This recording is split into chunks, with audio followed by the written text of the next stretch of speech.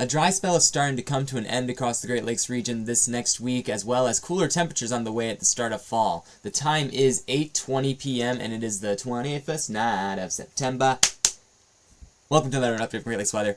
Hopefully all of you guys are doing well today. And we are talking about the dry spell that we've had over the past 2 weeks. I mean the dry spell in terms of severe weather, which honestly was perfect timing. As many of you guys know, my transmission was shot in my vehicle over the past couple of weeks, so it's kind of good that we weren't seeing any severe weather because I couldn't be there, and that would have been really a bummer in my opinion. So we're starting to get out of that. We're starting to see a transition to a more, I guess you could say, wet pattern, and it looks like it's going to start to begin as early as tomorrow across portions of the Great Lakes region. We saw that potential for maybe a few rounds of severe thunderstorms yesterday, and really that didn't amount to much. You might have seen my chase yesterday. Not really too much across southwest Michigan. We did have a storm that produced 70-mile-per-hour wind gusts across portions of Indiana, a microburst that went through there, caused actually quite a bit of damage. So there was a severe weather event that did occur down near I think the Warsaw area, but I think that's moved through. Now we are getting into another stage with some showers and thunderstorms that's going to come for tomorrow. So before we get to that, you see that across the Midwest we are dealing with that drought still, especially across southeastern Ohio. You see that exceptional drought out there. Again, past couple of weeks have been very dry and very warm, as a matter of fact, warmer than average. We've had temperatures in the mid to upper 80s most days. That's also coming to an end starting probably tomorrow as well. We'll get temperatures close to 80, I'd say, tomorrow, and then we'll start to see that cool down begin to take shape. So you can see that most of these places are dealing with some type of drought, especially across Indiana, Ohio, and then also even extending all the way out into portions of Iowa.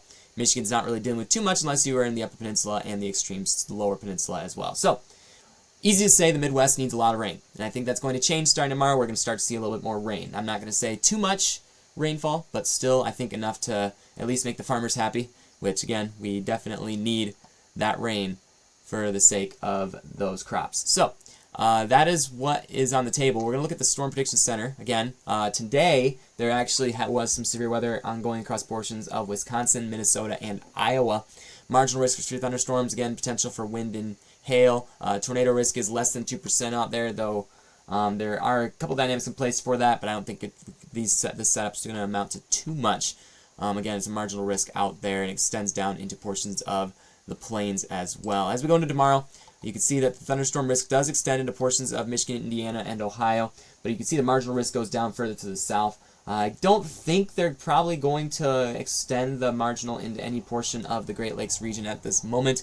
There is some soundings that are putting out maybe some marginal severe potential with some storms, but I really think the environment's not going to be there. There's going to be a lot of convection associated with this and a lot of rain, and I don't think there's going to be as much energy for the storms to work with across portions of this area. Again, we'll watch and see if that changes, but as of right now, it really looks like rain and a rumble of thunder looking likely for much of Michigan, Indiana, and Ohio, which is honestly what we want at this current moment. So, good news. But you go to the day 3 outlook, again, marginal risk does go further to the north and portions of Kentucky.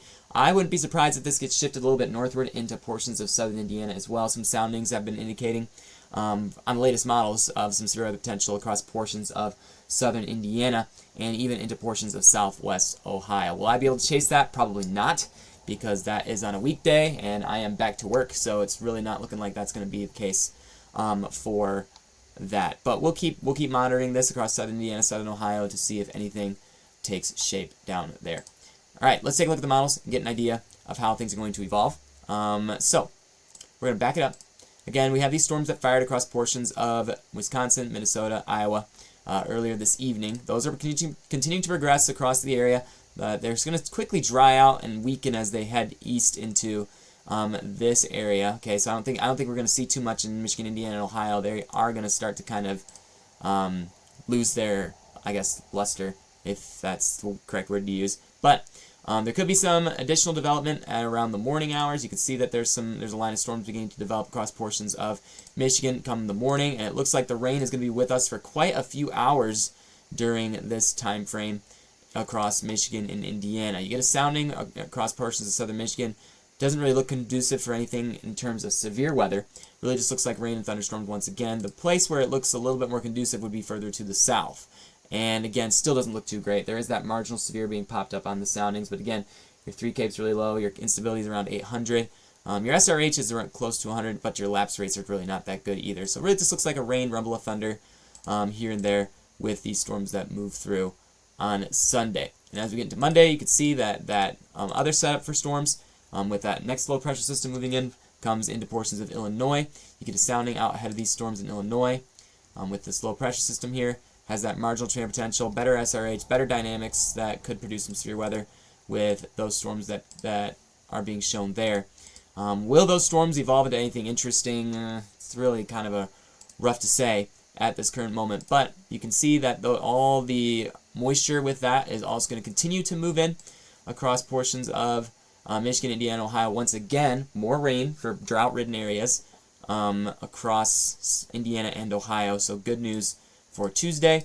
And then that low pressure system is going to make its way further east as we get into Tuesday. Now, I think if there is severe weather on Tuesday, it will likely be in the southeastern portion of Ohio along that cold front.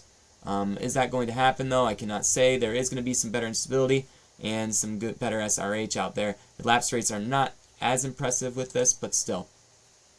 Something to watch out for. There might be, I wouldn't be surprised to see maybe a marginal risk be put out for portions of southeast Ohio on Tuesday. And then on Wednesday, we start to clear out, and cooler temperatures are on the way. So we're getting kind of into that fall pattern where things start to cool down a little bit. And I think we're probably going to start to see it trending a little bit colder than normal soon. We'll have to see how that pans out, but we are transitioning into a La Nina season, which will have influence on the polar jet. Probably strengthen it a little bit as we get into the winter season, so I wouldn't be surprised for it to be a colder winter as well. But that's just something to keep watching for. The HRRR model, again, this is kind of a more detailed model of what could take place tomorrow. You have those storms that develop during the morning hours on Sunday, and they begin to approach into portions of Indiana and Michigan. You can see it's kind of a sloppy, just bunch of rain and a few pop-up thunderstorms here and there. Now, you get a sounding out here ahead of some of these little cells. It's here in Indiana, and you do have that marginal severe potential. But again, do I really think that's going to be the case with severe weather? I doubt it. Doesn't really look too good in terms of severe weather potential. Not really great lapse rates and not really great dynamics for a severe weather event. So that's why, again, it's a general thunderstorm risk. Don't really think that's going to happen. But you can see a lot of rain kind of going across Michigan, portions of Indiana and Ohio. Extreme southern Indiana, it looks like the HRRR is saying you'll be getting most of your rain during the morning hours, and then maybe a few thunderstorms in the afternoon. So that's going to continue to progress, and then we'll be watching that new system that makes its way in across Missouri and into portions of southern Indiana on Tuesday and Wednesday. Now, let's take a look at the possible rain accumulations with the Sunday setup. Okay, so what you look here, you can see that there's quite a bit of moisture that kind of flows through much of the Great Lakes region, and it's kind of variable in some spots. Okay, this map is the qualitative precipitation forecast again, or quantitative precipitation. So what you got here is the amount of rainfall that the models are putting out, and it looks like there's going to be at least 1/10 of an inch of rain across much of Michigan and Indiana. Portions of Ohio might be a little bit drier during this time around, but we'll have to see how that pans out. It looks like Indiana might get drenched a little bit in some isolated places, but again, this is definitely not for sure. It's probably going to kind of scatter around with regards to who sees exactly what, but you can see there's going to be quite a chunk of the Midwest and Great Lakes region that is going to be seeing enough rain to kind of satisfy some needs that we've been having for a little while. So, and we could always use more still too. So that's what we're watching out for. Here's what the NAM kind of puts out for thunderstorms later on this week. The NAM has been a bit more bullish on severe weather for Monday across southern Indiana, and also you can see that Saturday or Sunday morning, tomorrow morning, you can see that it also puts out a line of storms moving into portions of southern Indiana tomorrow, but it also kind of putting out a similar scenario with kind of just a bunch of sloppy rain showers, maybe a few thunderstorms embedded here and there. And then as we get into Monday, you see that the models are putting out some thunderstorm development across southern Indiana, which is very interesting because the models are actually a little bit more, I guess, bullish on the threat for severe weather across southern Indiana on Monday. I don't know if that's really going to verify too much, but it's something to take note of. The NAM really is not as, I guess, I'm not going to trust it as much as I do some of the other models that are being put out there, but it is putting that out for Monday. So, and then we'll see some of that convection move in to our region come Tuesday. So that's kind of what we're looking at. And in the longer range, with the 6 to 10 day outlook, we're looking with still at above average temperatures and drier than average conditions, despite the fact we're going to see some rain. Looks like Southern Indiana, Southern Ohio might get that wetter than average based on what the CPC is putting out. So that was good news because those are some places that desperately need it. So that is kind of something that we're expecting in the longer range. It will be cooler than it has been in the past week, but we'll still be dealing with some above average temperatures for September and getting into October too, which, wow, it's almost October. It's crazy. But within the next week, something that has been big in the news has been this tropical setup for a potential hurricane across the Gulf of Mexico. Now, you've seen a lot of pictures maybe on social media saying there's going to be a huge hurricane. It's going to be absolutely devastating. And while the potential is there is still a lot that we don't know about this setup. There's actually some questions we still have with regards to the air mass and how it interacts with the high pressure system and cold front that is going to be moving through later on this week. And that will shift the direction of this disturbance that is likely to develop across the Gulf. And it will depend on how it interacts its location. Really, the current direction could be anywhere from Louisiana to the Florida Panhandle. So we don't know too much about the strength or the location of it just yet.